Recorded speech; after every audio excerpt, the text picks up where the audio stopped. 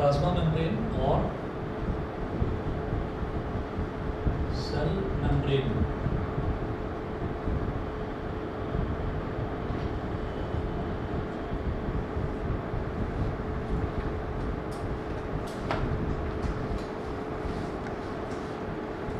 Plasma membrane और cell membrane इसमें लिखें, this is the outermost covering of the cell.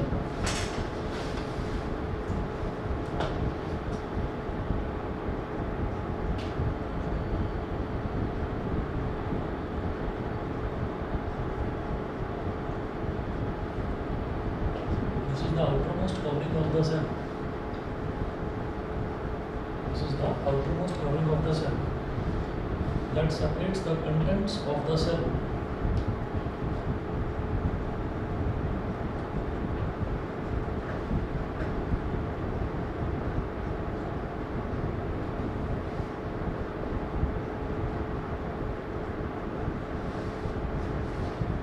That separates the contents of the cell from its external environment.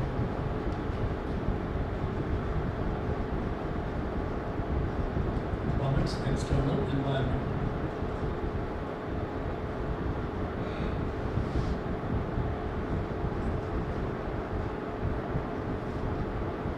इसी में next point लिखेंगे, it allows और permits the entry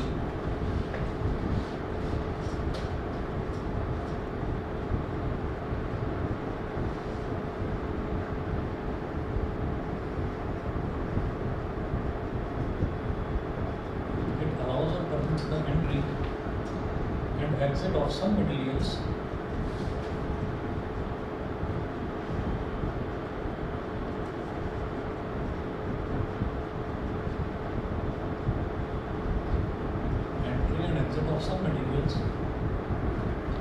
in and out of the cell. In and out of the cell.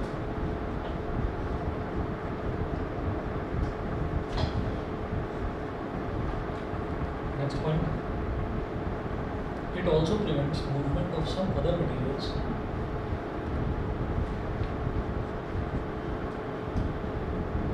It also prevents movements of some other materials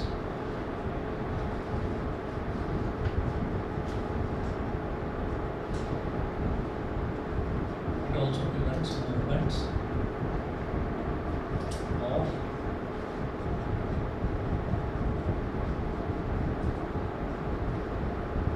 some other materials, and therefore it is called the selectively permeable membrane.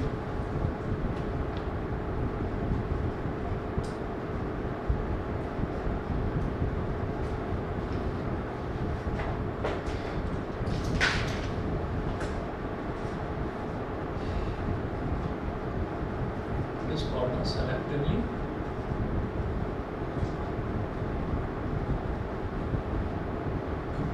permeable membrane. Selectively permeable membrane. Next one लिखेंगे. Some substances like carbon dioxide or oxygen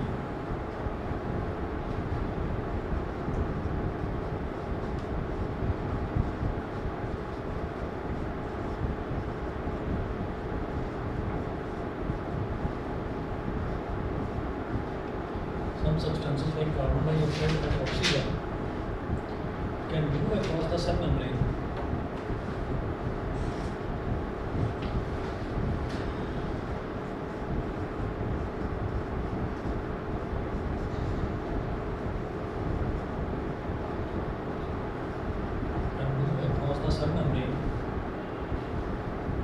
By a process called diffusion.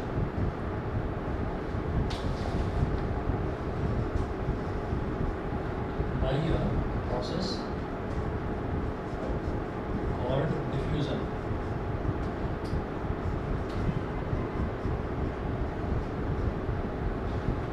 ये diffusion वही वाला diffusion है जो हमने अभी chemistry में भी देखा था। तो इसमें यहाँ पर देखिएगा कि this is the outermost covering plasma membrane. जो सेल होता है ना, सेल की जो बाहर की जो कवरिंग होती है उसको हम प्लाज्मा मेम्ब्रेन या फिर सेल मेम्ब्रेन भी बोल देते हैं, ठीक है। This is the outermost covering. This is the outermost covering of the cell that separates the contents of the cell from its external environment. Outermost covering है जो सेल के अंदर की जितना भी एनवायरनमेंट होता है उसको एक्सटर्नल एनवायरनमेंट से सेपरेट आउट करता है. ठीक है, एक तरह से बाउंड्री हो गई सेल की. सेकंड पॉइंट, इट अलाउज और permits the entry and exit of some materials in and out of the cell. ये क्या करता है कि अंदर अगर मान लीजिए कोई मटेरियल अंदर आ रहा है या कोई मटेरियल सेल के अंदर से बाहर जा रहा है तो उसकी एंट्री कैसे होगी या उसकी एग्जिट कैसे होगी, या कितना अमाउंट एंटर करेगा वो अंदर सेल के अंदर आने देगा और कितना सेल के बाहर जा पाएगा, उस सब को अलाउ करना या उस सब को जो है उसके आगे बैरियर लगाना, वो दोनों ही काम जो है वो सेल मेम्ब्रेन के हैं. It also prevents the movement of some other materials and therefore it is called a selectively permeable membrane. ये कुछ और मटेरियल्स का जो मूवमेंट है उस मूवमेंट को भी ये कंट्रोल करता है. कंट्रोल करने का मतलब ये है कि किसको अलाउ करना है किसको अलाउ नहीं करना है, वो काम यही करता है सेल मेम्ब्रेन. ठीक है, तो इसीलिए इसको ये कहा जाता है कि सेलेक्टिवली परमिएबल मेम्ब्रेन. हम ऐसा कह सकते हैं कि जैसे मान लीजिए कोई चीज़ है, फॉर एग्जांपल मान लीजिए हमारे पास एक स्पॉन्ज है, तो स्पॉन्ज का एक टुकड़ा है, तो अगर हमने क्या करा कि स्पॉन्ज के टुकड़े को हमने एक ऐसी जगह पर रख दिया जहाँ पर वाटर रखा हुआ है, यहाँ पर वाटर रखा हुआ है, तो वो क्या करेगा, वो उस वाटर को एब्जॉर्ब कर लेगा. ठीक है, इसका मतलब क्या है कि वो वाटर को अपने अंदर आने का अलाउ कर रहा है कि वो आ सकता है. वहीं अगर हम स्पॉन्ज को किसी एक वुडन ब्लॉक के ऊपर रख दें तो क्या वो वुड के कुछ पार्टिकल्स को एब्जॉर्ब करेगा? कहेंगे नहीं करेगा, क्योंकि उसके पास जो मेम्ब्रेन है, मेम्ब्रेन मतलब जो आउटर कवरिंग है, आउटर कवरिंग इतने बड़े मटेरियल को जिसके पार्टिकल्स का साइज़ बहुत बड़ा है उसको अपने अंदर आने ही नहीं देगा. ठीक है, तो ये एक एग्जांपल के तौर पर मैं बता रहा हूँ. ऐसे ही जैसे यहाँ पर लास्ट में मेंशन करा हमने, some substances like carbon dioxide and oxygen can move across the cell membrane by a process called diffusion. तो कार्बन डाइऑक्साइड और ऑक्सीजन जो है ना, ये भी सेल के अंदर इसका आना या जाना वो होगा किसके थ्रू? सेल मेम्ब्रेन के थ्रू. ठीक है, तो अगर मान लीजिए हमें किसी भी सिटी के अंदर एंटर करना है तो सिटी की बाउंड्री को तो क्रॉस करना ही पड़ेगा ना. डायरेक्टली तो सिटी के अंदर हम कूद नहीं सकते, बाउंड्री एटलीस्ट हमको क्रॉस करनी पड़ेगी. वो जो बाउंड्री है वो बाउंड्री ही सेल मेम्ब्रेन है. अब उस बाउंड्री पर अगर पुलिस ने कोई बैरियर लगा रखा है कि हम इन लोगों को अंदर आने देंगे और इन लोगों को अंदर नहीं आने देंगे, तो वो जो बैरियर है वो बैरियर का काम ही सेल मेम्ब्रेन करता है कि अगर हम ये कहें कि सेल मेम्ब्रेन किस गैस को, कार्बन डाइऑक्साइड और ऑक्सीजन में से किस गैस को अंदर आने को अलाउ करता है, तो वो ऑक्सीजन है. समझ गए? वो ऑक्सीजन को अंदर आने को अलाउ करेगा. ऑक्सीजन जब अंदर आएगी तो ऑक्सीजन क्या करेगी कि ऑक्सीजन अंदर जो सब्सटेंसेस हैं उन सब्सटेंसेस के साथ में रिएक्ट करेगी. रिएक्ट करने के बाद एक प्रोडक्ट बनता है कार्बन डाइऑक्साइड. तो जो कार्बन डाइऑक्साइड है, कार्बन डाइऑक्साइड सेल के किसी काम का नहीं है. जो ह्यूमन बॉडी के जो सेल्स हैं या प्लांट बॉडी के जो सेल हैं उनके काम का नहीं है. कार्बन डाइऑक्साइड को वो रिलीज़ करते हैं. इसी प्रोसेस को हम रेस्पिरेशन बोलते हैं. रेस्पिरेशन सिर्फ ब्रीदिंग इन और ब्रीदिंग आउट नहीं है कि हमने सांस ले लिया और सांस छोड़ दिया. रेस्पिरेशन का मतलब ये है कि ऑक्सीजन का इंटेक, ऑक्सीजन को हमने लिया और ऑक्सीजन का जब हमने इंटेक करा तो वो ऑक्सीजन कुछ अंदर जितने भी ऑर्गेनिक मटेरियल है, जो भी हमने फूड खाया है, उस फूड के साथ कंबाइन करेगा, उस फूड को डाइजेस्ट करेगा. जब कंबाइन करता है फूड के साथ में तो बाई प्रोडक्ट के तौर पर क्या बनता है? Carbon dioxide. कार्बन डाइऑक्साइड हमारी बॉडी में किसी काम का नहीं है, तो कार्बन डाइऑक्साइड को हमारी बॉडी बाहर की तरफ एक्सेल कर देती है, छोड़ देती है. तो अलाउ किसको करेगा? ऑक्सीजन को. तो एक फिल्टर लगा रखा है उसने कि ऑक्सीजन को ही अलाउ करूँगा, उसके अलावा कोई दूसरी गैस होगी उसको अलाउ नहीं करूँगा. ऑक्सीजन ही आएगी अंदर, ऑक्सीजन अंदर चली गई. उसके बाद बाहर निकलने वाली बात आती है. ठीक है, तो अब ये है कि ऑक्सीजन को ही, कार्बन डाइऑक्साइड को ही बाहर निकलने का अलाउ करेगा. ये नहीं कि ऑक्सीजन आई और ऑक्सीजन को ही छोड़ दिया. ठीक है, तो उसको नहीं छोड़ेगा. तो ये काम दोनों ही काम जो है सेलेक्टिवली परमिएबल, सेलेक्टिवली किसको अंदर आने देना है, किसको बाहर जाने देना है, इस चीज़ की वजह से इसको हम सेलेक्टिवली परमिएबल मेम्ब्रेन बोलते हैं. क्लियर है? ठीक है. उसके बाद यहाँ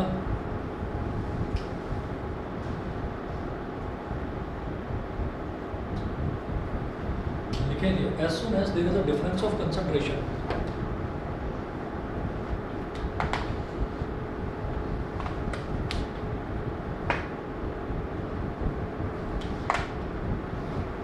नेक्स्ट पॉइंट लिखेंगे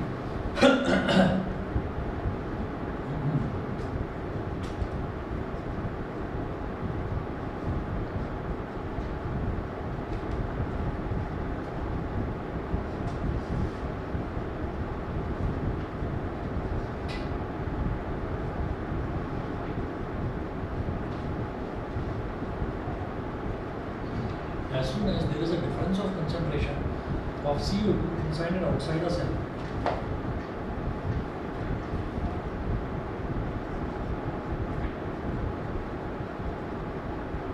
inside and outside,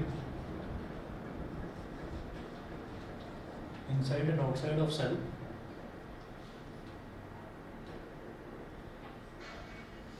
comma, CO2 moves out of the cell.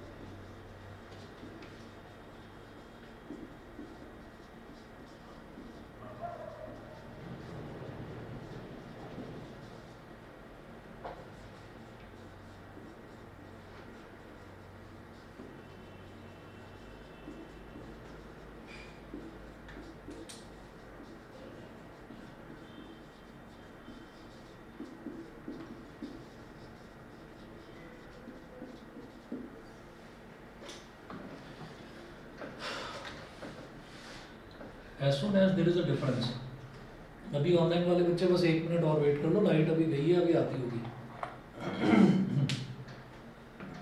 As soon as there is a difference of concentration of CO2 inside and outside of cell, CO2 moves out of the cell from a region of high concentration to a region of low concentration by the process of diffusion. ठीक है, from a region of high concentration to a region of low concentration. तो आप ये देखिएगा कि जैसे एक balloon होता है ना, तो बलून अगर पूरा भरा हुआ है, मतलब पूरी हवा भरी हुई है उसके अंदर, तो इसका मतलब क्या है कि वो जो छोटा सा एरिया है बलून का जो छोटा सा एरिया है उसके अंदर, पूरे के अंदर हवा भरी हुई है. उतना ही एरिया अगर बाहर देखा जाए, बलून के बाहर अगर उतना ही एरिया कंसिडर करा जाए, तो उस एरिया में उतनी हवा नहीं होती जितनी हवा बलून के अंदर है. ठीक है. अच्छा, हम ये कहेंगे नहीं मैं तो पूरे रूम की बात करूँगा, तो पूरे रूम में तो मान लिया कि हवा बलून से ज़्यादा ही होगी. ठीक है, लेकिन जितना बलून का एरिया है उतना ही एरिया अगर कंसिडर करा जाए बलून के बाहर का, तो उसमें हवा कम होती है. तो हम ये कहेंगे बलून के अंदर एयर किस कंसंट्रेशन में, हायर कंसंट्रेशन, क्योंकि ज़्यादा हवा है अंदर, और बाहर लोअर कंसंट्रेशन है. तो एयर कहाँ से कहाँ मूव करेगी, हायर कंसंट्रेशन से लोअर कंसंट्रेशन में मूव कर जाएगी. इसी वजह से हमें किसी तरीके के किसी मैकेनिज्म को लगाने की, किसी मोटर को या पंप को लगाने की ज़रूरत नहीं पड़ती. हमको क्या करना होता है, हमें सिर्फ बलून जो है, बलून का जो नोजल है जहाँ से हवा भरी जाती है, बस उसको खोलना होता है, उसको आप रिलीज़ कर दो, हवा अपने आप ही बाहर निकलती है. तो हायर कंसंट्रेशन से लोअर कंसंट्रेशन की तरफ गैसेस जाती हैं, ये उनका नेचर है. वही काम यहाँ पर सेल के केस में है. कि सेल के केस में ये होता है as soon as there is a difference of concentration. Difference of concentration का मतलब है कि जैसे ही कार्बन डाइऑक्साइड सेल के अंदर ज़्यादा हो जाती है और सेल के बाहर कम हो जाती है, तो ऑब्वियसली सेल के अंदर से सेल के बाहर की तरफ कार्बन डाइऑक्साइड मूव करने लगती है. This process is called diffusion.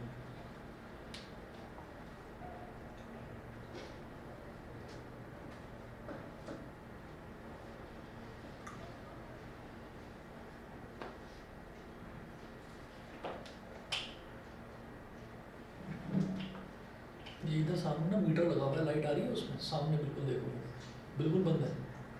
अच्छा, इतनी लंबी लाइट जाती नहीं है, पर्दा हटाती आ जाएगी. दिखाई दे रहा है ऑनलाइन वालों को? Yes sir. Yes sir. ठीक है, पता नहीं क्या हुआ, लाइट नहीं आ रही है.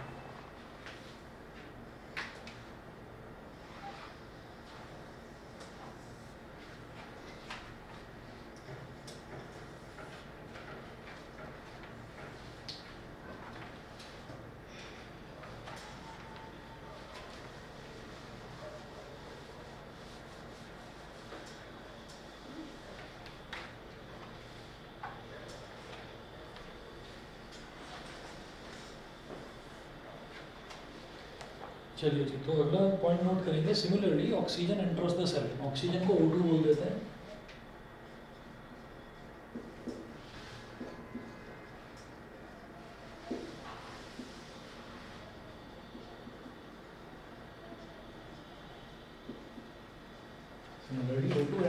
cell by the process of diffusion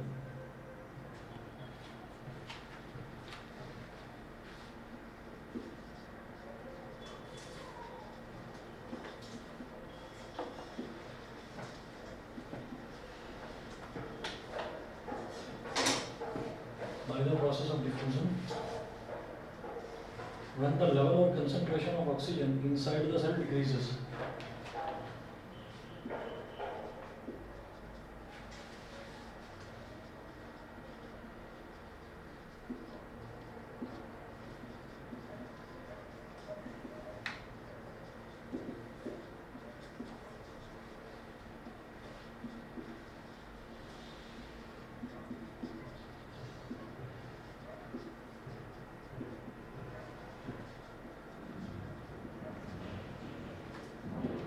Inside the cell decreases.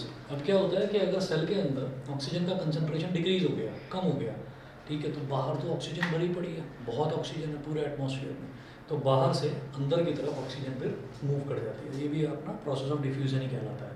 तो ये जो एंट्रेंस है, ये एंट्रेंस होती किसके थ्रू है? सेल मेम्ब्रेन के थ्रू, इसलिए इसको हम पढ़ रहे हैं यहाँ पर। नेक्स्ट लिखेंगे, water also obeys the law of diffusion. Next point,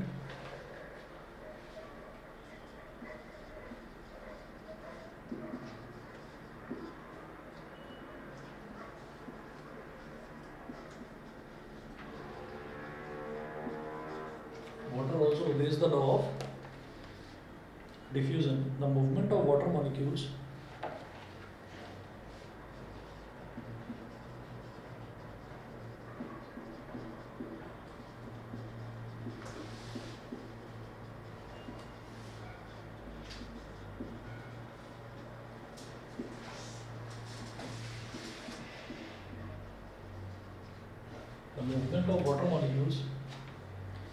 through such a selectively permeable membrane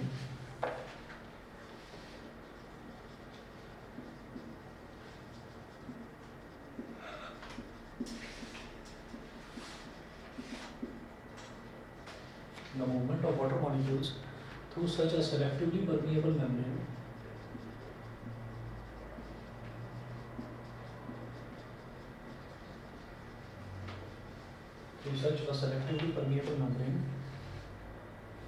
is called osmosis.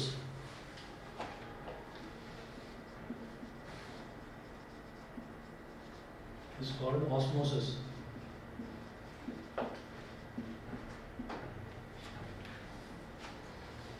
Is called osmosis. Osmosis. Next point में लिखिए, osmosis is the passage of water from a region of high water concentration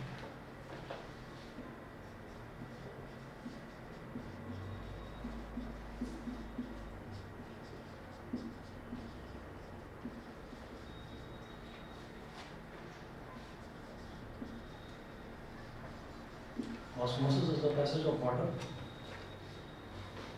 from a region of high water concentration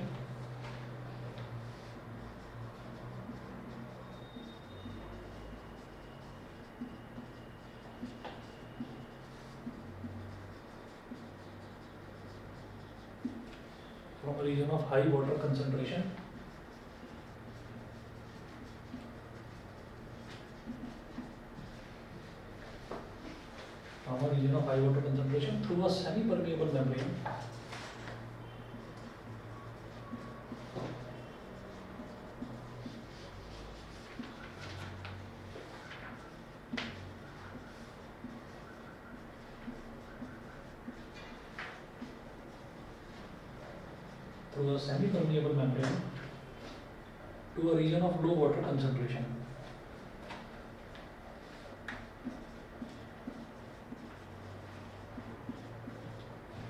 To a region of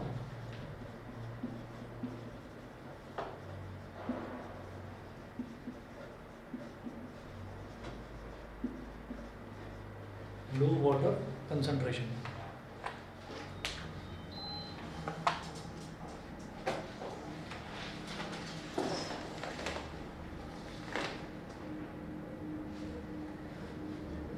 To a region of low water concentration. तो अब आप ये देखिएगा कि ये जो oxygen है ना, ऑक्सीजन भी इसी तरीके से जो है, ऑक्सीजन भी इसी तरीके से डिफ्यूज़न का प्रोसेस फॉलो करता है। ऑक्सीजन वाला आपने देखा, उसके बाद वाटर की बात करेंगे। Water also obeys the law of diffusion. The movement of water molecules through such a selectively permeable membrane is called osmosis. तो वाटर जो है वो भी डिफ्यूज़न का प्रोसेस फॉलो करेगा। The movement of water molecules through such a selectively permeable membrane. Selectively permeable membrane क्या हो गया, यही हमारा सेल मेम्ब्रेन। तो जिसके थ्रू वाटर का अंदर जाना, किसी सेल के अंदर जाना और किसी सेल से बाहर निकलना, ठीक है। इस प्रोसेस को भी जब वाटर का मूवमेंट होता है ना, तो ये भी डिफ्यूज़न ही कहलाता है, लेकिन इसको एक अलग नाम दे दिया, ऑस्मोसिस दे दिया। प्रोसेस तो डिफ्यूज़न वाला ही है, लेकिन इसको एक अलग नाम दे दिया, ऑस्मोसिस। तो वाटर भी कहाँ से कहाँ जाएगा, हायर कंसनट्रेशन से लोअर कंसनट्रेशन की तरफ ही मूव करेगा वाटर भी। तो इसका एक एग्जांपल भी है।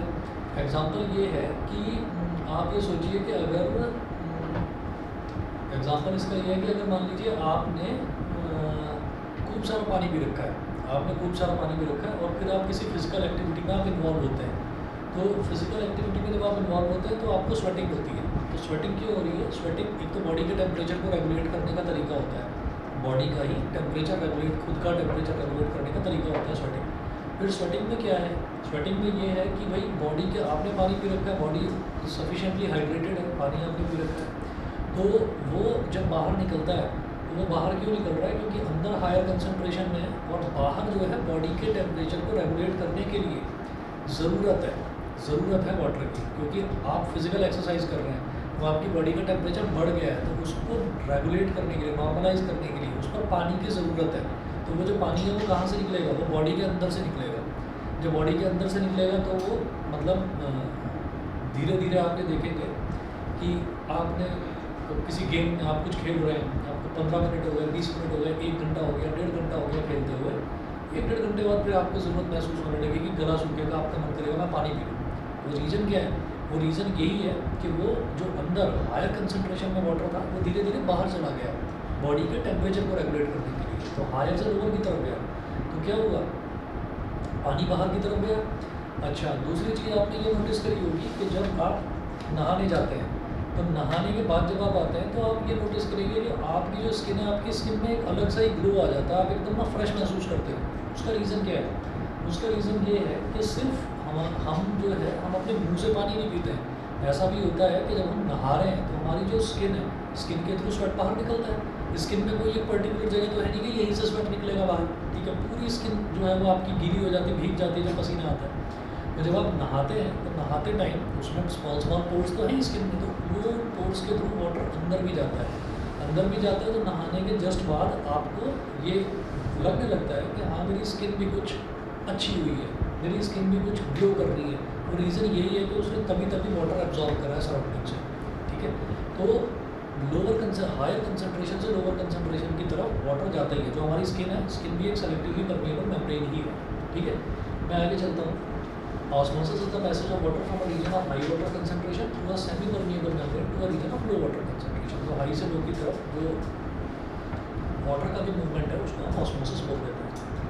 अच्छा, आप लोग पानी पीते हैं घरों में, तो जो घरों में पानी पीते हैं तो सभी के यहाँ पर आजकल आपने नोटिस करा होगा, देखते हैं कि सभी के घरों में एक डिवाइस लगी हुई है, आरओ बोलते हैं उसको। आरओ बोलते हैं। आरओ का मतलब क्या होता है, आरओ का मतलब क्या होता है, नहीं मालूम, कभी जानने की भी कोशिश नहीं करी। देखा होगा ना, आरओ वाटर प्यूरीफायर, ज़्यादातर पर यही लिखा हुआ है। और नॉर्मली तो लोग उसको आरओ बोल देते हैं, आरओ में से पानी निकाल के डालो, है ना। आरओ का मतलब ये होता है ऑस्मोसिस का उल्टा प्रोसेस, रिवर्स ऑस्मोसिस। आरओ का फुल फॉर्म होता है रिवर्स ऑस्मोसिस। ऑस्मोसिस में क्या है कि हायर कंसनट्रेशन से लोअर कंसनट्रेशन की तरफ वाटर जाता है, ठीक है। अच्छा, और आरओ का मतलब क्या है कि रिवर्स ऑस्मोसिस है, तो लोअर कंसनट्रेशन से हायर कंसनट्रेशन में वाटर को भेजने का तरीका है रिवर्स ऑस्मोसिस। तो जो रिवर्स ऑस्मोसिस है, और ये टोटली एक आप समझ लीजिए मार्केटिंग स्ट्रेटजी समझ लीजिए, है ना, या आप ये समझ लीजिए कि मतलब बहुत बड़ी मेडिकल कॉन्स्पिरेसी है कि सबने कर रखा है कि आरओ की ज़रूरत है। आप लोगों को अगर प्यास लगेगी और आप मेरे से पानी मांगोगे ना, मैं आपको पानी दूंगा, आपको पानी का स्वाद मेरे यहाँ पे कुछ अजीब लगेगा। उसका रीज़न ये है कि हमने सिर्फ फ़िल्टर लगा रखा है। यहाँ जो हमारा ये एरिया है, वेस्टर्न यूपी का जो एरिया है, यहाँ पर पानी बहुत अच्छा है, यहाँ ज़रूरत नहीं है रिवर्स ऑस्मोसिस की। रिवर्स ऑस्मोसिस की ज़रूरत कहाँ पड़ती है, सोचिए, मैं आपको बताता हूँ। जैसे और ये आप गूगल भी करके देखेंगे तो आपको लगेगा कि आपको बिना मतलब आरओ नाम की एक डिवाइस सभी लोगों को खरीदवाई जा रही है और उससे पानी को एक्चुअली बेकार करा जा रहा है। ऐसा होता है कि जैसे ये एक टैंक है, ठीक है, और ये एक दूसरा टैंक है, और इन दोनों को एक पाइप के थ्रू हमने ऐसे कनेक्ट कर रखा है।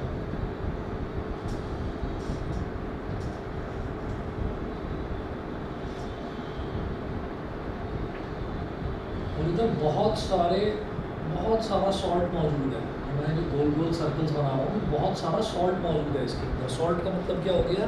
सॉल्ट का मतलब हो गया आपका सचमुच का सॉल्ट, है ना, सैंड के बाद मिट्टी, अर्थी पार्टिकल्स और माइका। तो ये सारी चीज़ें जो हैं ये किस में मिलती हैं? पानी के अंदर मिलती हैं, जो हार्ड वाटर होता है। तो हार्ड वाटर फिट नहीं होता ड्रिंकिंग के लिए, नुकसान पहुँचाता है, ठीक है, आपके स्टमक के लिए नुकसान पहुँचाता है। अब आप गूगल पर ये डाल कर देखिएगा what is the WHO guideline for safe drinking water, ये लिखा होगा उसमें। तो उसमें ना ये 2-4 चीज़ें होती हैं, जैसे पानी के अंदर कोई भी चीज़ जो घुल गई है, जो चीज़ मिक्सड है, आप पानी को देख रहे हैं, आप कह रहे हैं पानी ना, मैंने टैप वाटर लिया, मेरे को टैप वाटर थोड़ा साफ़ सुथरा लग नहीं रहा है, थोड़ा गंदा सा लग रहा है।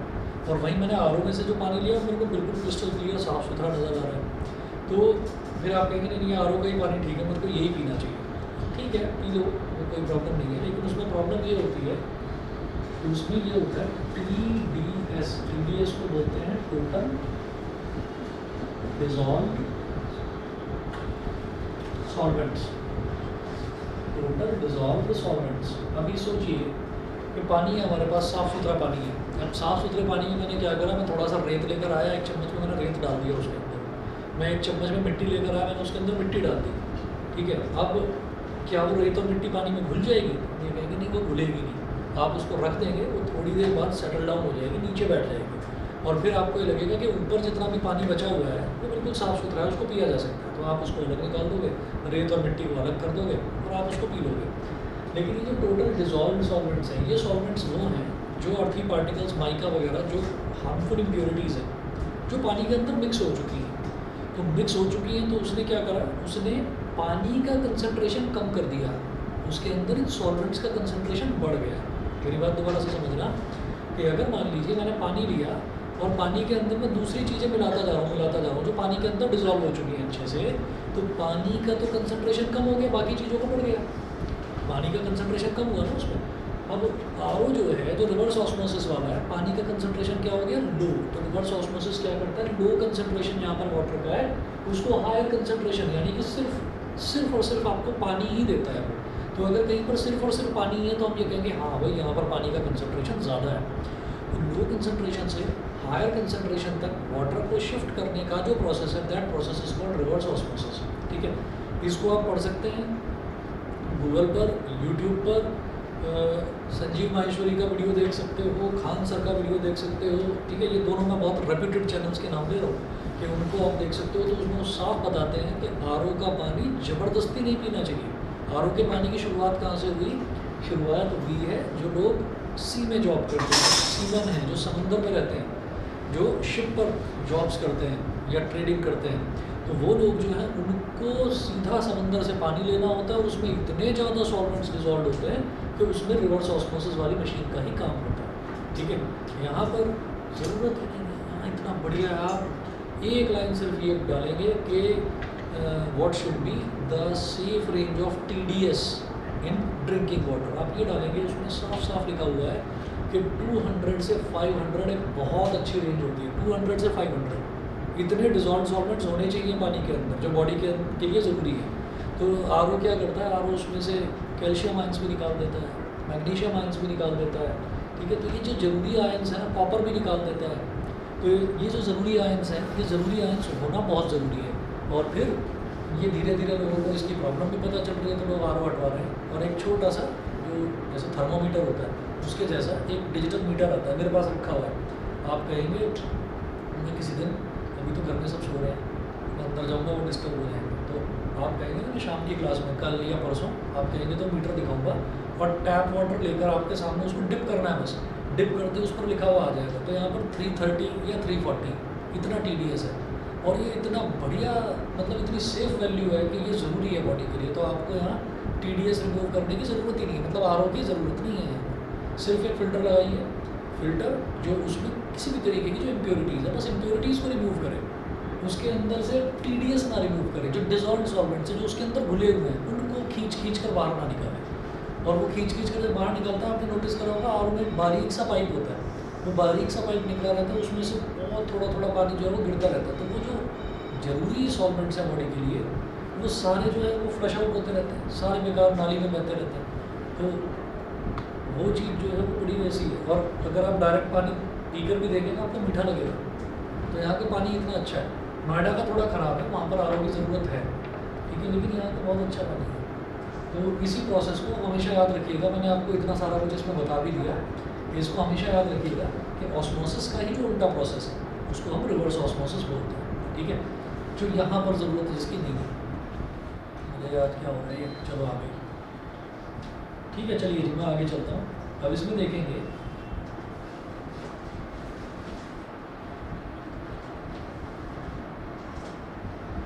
एक क्वेश्चन लिखेंगे, what will happen if you put an animal cell और a plant cell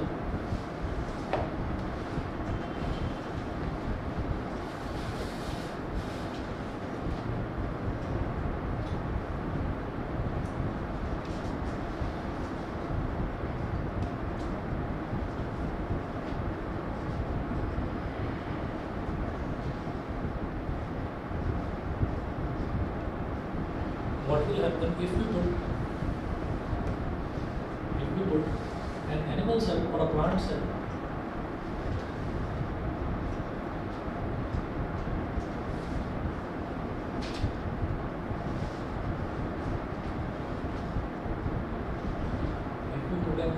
or a plant cell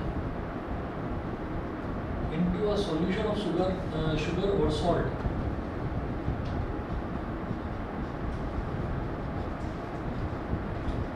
a solution of sugar or salt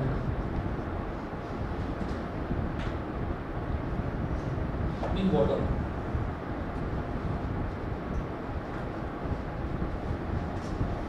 Into a solution of sugar or salt in water. Answer लिखेंगे, one of the following three things could happen.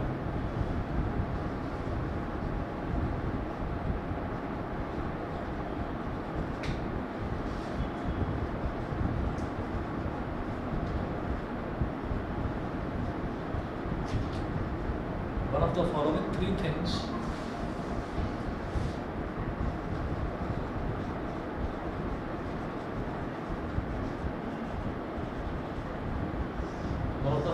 things could happen.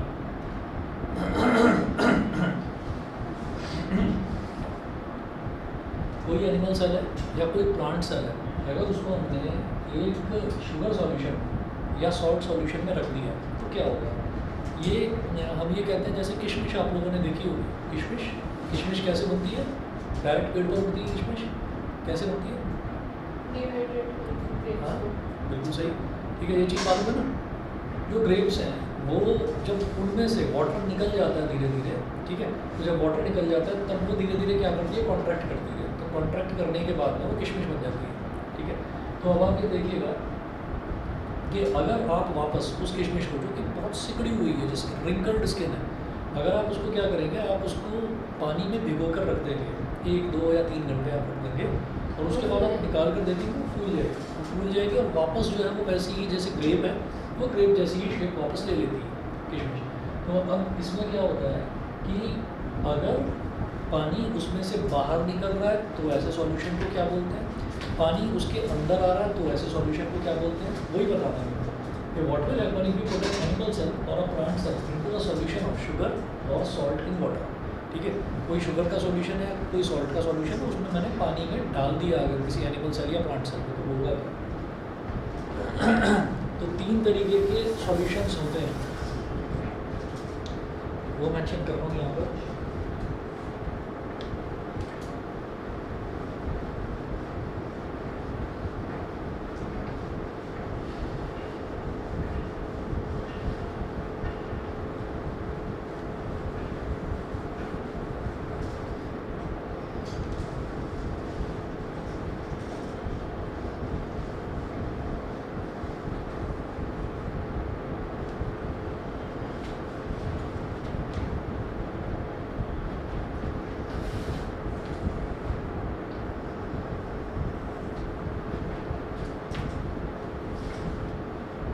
First, if the medium surrounding the cell has a higher water concentration,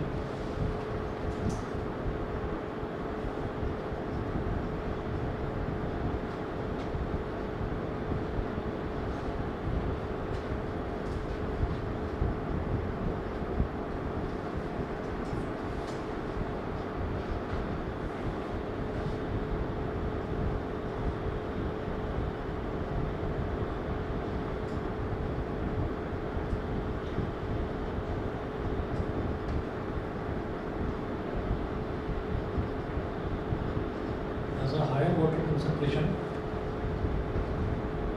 than the cell,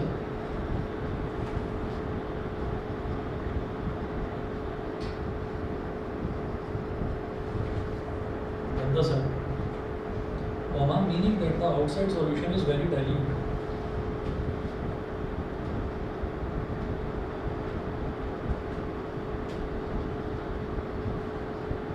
Meaning that the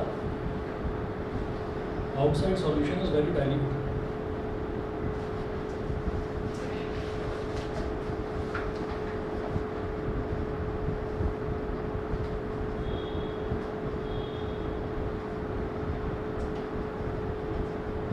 It's very dilute.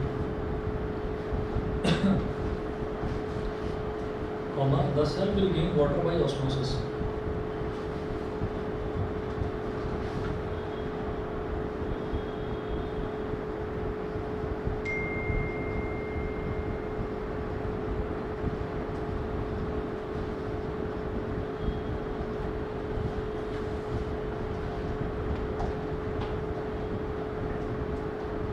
The cell will gain water by osmosis. Such a solution is known as a hypotonic solution.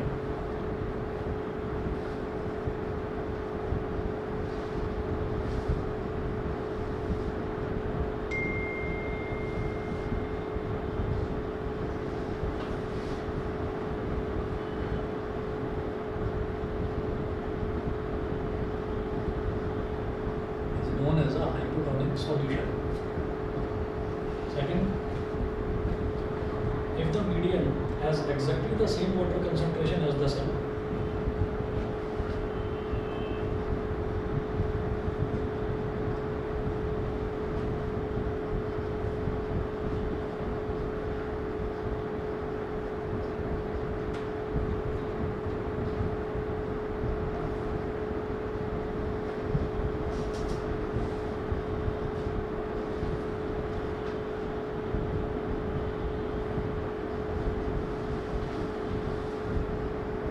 the medium has exactly the same water concentration as the cell,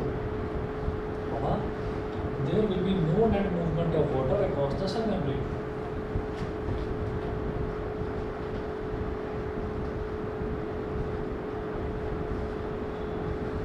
There will be no net movement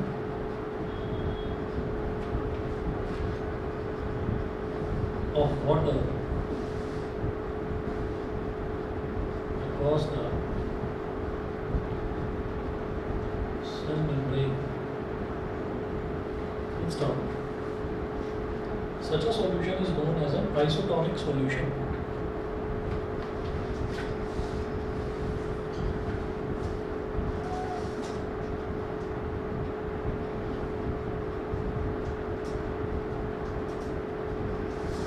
Known as an isotonic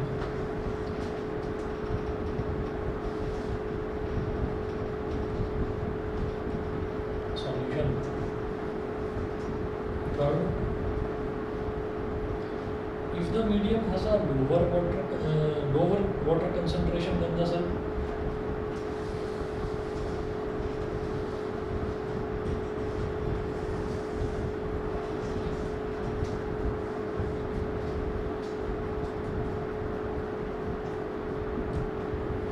has a lower water concentration,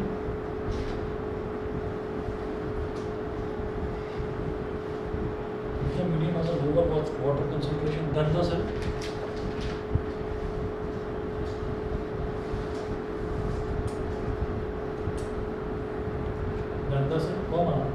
meaning that it is a very concentrated solution.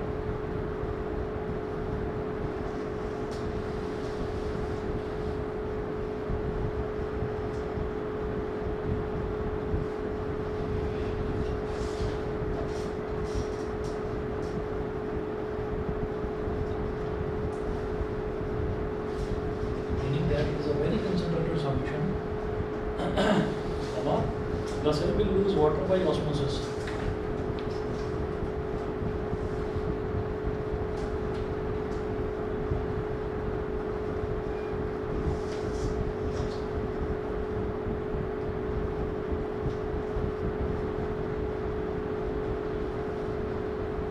The cell will lose water by osmosis.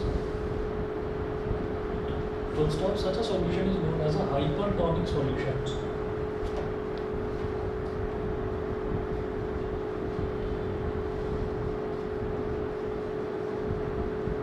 Such a solution is known as a hypertonic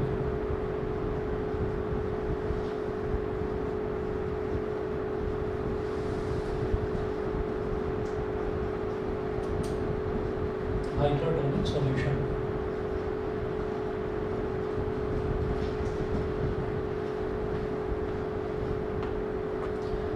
देखिए तीन तरीके की चीज़ें हैं. What will happen if you put an animal cell और a plant cell into a solution of sugar और salt in water. Sugar और salt का कोई सॉल्यूशन है. शुगर और सॉल्ट का सॉल्यूशन कैसे है कि पानी लिया, पानी के अंदर शुगर को घोल दिया, ठीक है, या पानी के अंदर नमक को घोल दिया, सॉल्ट को घोल दिया, तो वो हमारे पास शुगर सॉल्यूशन या फिर सॉल्ट सॉल्यूशन तैयार हो गया. If the medium surrounding the cell has a higher water concentration than the cell. Cell जो है, सेल मतलब वैसे ही मान लीजिए जैसे किशमिश है, तो अगर उसको हमने पानी के अंदर डुबाया और बाहर का जो कंसंट्रेशन है वो हायर है और अंदर का वाटर कंसंट्रेशन कम है, तो बाहर से अंदर की तरफ आ जाएगा. तो देखिए वही है, meaning that the outside solution is very dilute, the cell will gain water by osmosis. Dilute का मतलब क्या है कि उसमें पानी का कंसंट्रेशन ज़्यादा है. पानी जहाँ पर ज़्यादा होता है हम ये कहते हैं कि वो चीज़ उतनी ज़्यादा डाइल्यूट है. तो बाहर का जो सॉल्यूशन है, बाहर का जो एनवायरनमेंट है, अगर उसमें ज़्यादा वाटर है और सेल के अंदर वाटर कम है, तो बाहर से अंदर की तरफ आएगा. बाहर से अंदर की तरफ आएगा तो ऐसा जो सॉल्यूशन है जिसमें एक्सटीरियर में, एक्सटर्नल में जो वाटर का कंसंट्रेशन है वो ज़्यादा होता है, उसको हाइपोटोनिक सॉल्यूशन बोलते हैं. Hypotonic solution. फिर हमने कहा if the medium has exactly the same water concentration as the cell. तो अगर कोई सेल है उसके बाहर जो मीडियम है, उस मीडियम में भी उतना ही वाटर का कंसंट्रेशन है जितना कि सेल के अंदर है, तो ऐसे में किसी भी तरीके से पानी एक जगह से दूसरी जगह तक शिफ्ट नहीं होता. ठीक है, तो ऐसे में क्या बोलते हैं, such a solution is known as an isotonic solution. ऐसे सॉल्यूशन को हम आइसोटोनिक सॉल्यूशन बोल देते हैं. वहाँ पर कोई नेट मूवमेंट नहीं होता वाटर. यहाँ क्या था कि एक्सटर्नल एनवायरनमेंट में वाटर ज़्यादा है और इंटीरियर में सेल के इंटीरियर में जो वाटर है वो कम है, तो एक्सटर्नल एनवायरनमेंट से उसके इंटीरियर में वाटर का मूवमेंट हो जाता है. तो वो जो सेल है वो थोड़ा सा स्वनप हो जाता है, मतलब थोड़ा सा फूल जाता है, तो उसको बोलते हैं हाइपोटोनिक सॉल्यूशन, जिसमें कोई मूवमेंट ही नहीं होता वाटर का.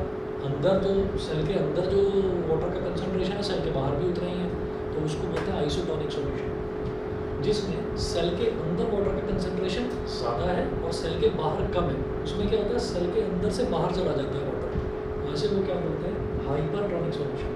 If the medium has a lower water concentration, medium मतलब जिसमें उसको सेल को हमने डुबा रखा है, then the cell, meaning that it is a very concentrated solution, the cell will lose water by osmosis. तो सेल में से जो वाटर है वो ऑस्मोसिस के थ्रू बाहर निकल जाता है, सेल श्रिंक हो जाता है. इसको ही ऐसे सॉल्यूशन को बोलते हैं hypertonic solution.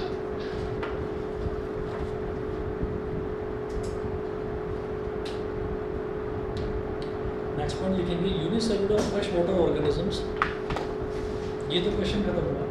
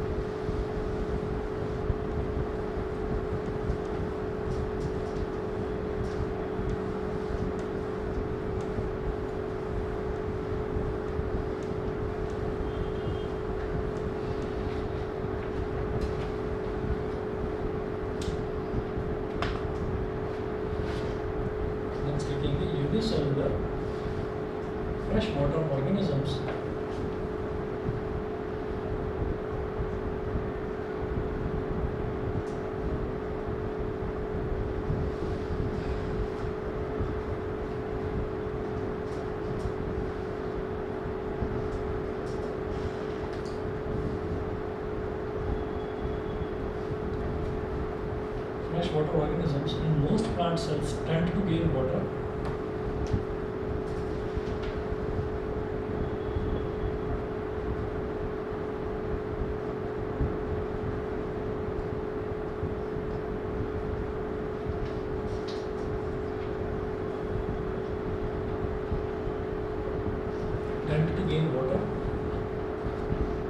through osmosis.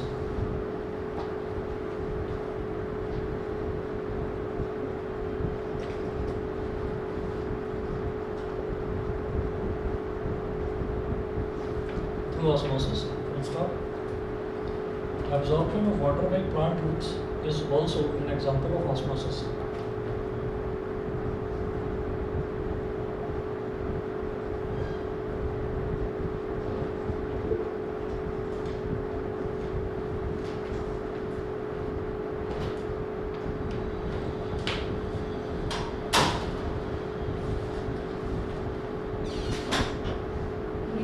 Good evening.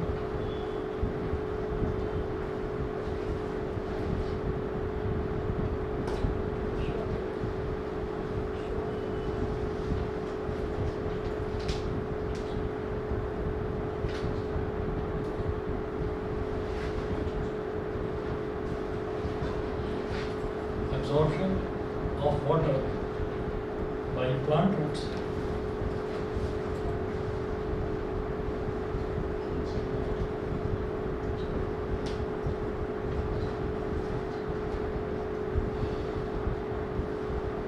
is also an example of osmosis.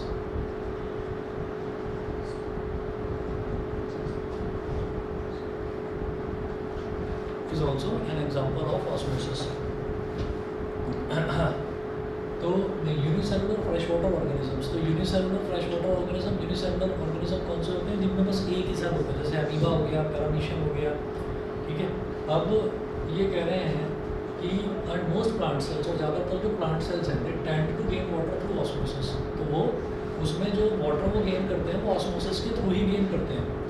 Absorption of water by plant roots is also an example of osmosis. तो जो प्लांट रूट्स हैं, प्लांट रूट्स में क्या होता है कि प्लांट रूट्स भी तो वाटर एब्जॉर्ब करती हैं, तो वो भी किसके थ्रू करती हैं, वो उसी प्रोसेस के थ्रू करती है जिसको हम ऑस्मोसिस बोलते हैं, ठीक है। बस ये इतना कर लीजिए, बाकी आपको नेक्स्ट क्लास में